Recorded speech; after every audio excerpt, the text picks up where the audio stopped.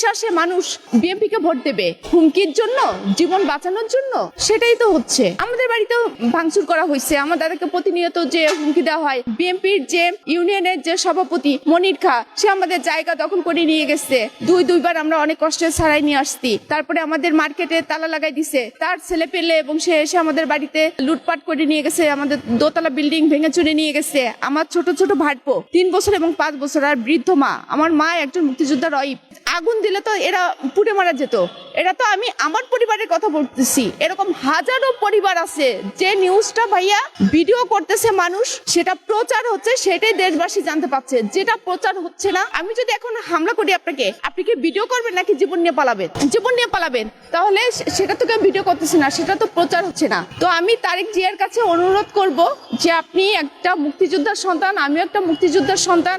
আপনি একটা দলের প্রতিনিধিত্ব করতেছেন, আপনি আপনার দলের নেতা কর্মীদের নিয়ন্ত্রণে রাখেন অথবা বহিষ্কার করেন। তা না হলে কিন্তু আপনার বদনাম হচ্ছে। অন্যায় করতেছে তারা, কিন্তু শুনতে হচ্ছে বিএনপি।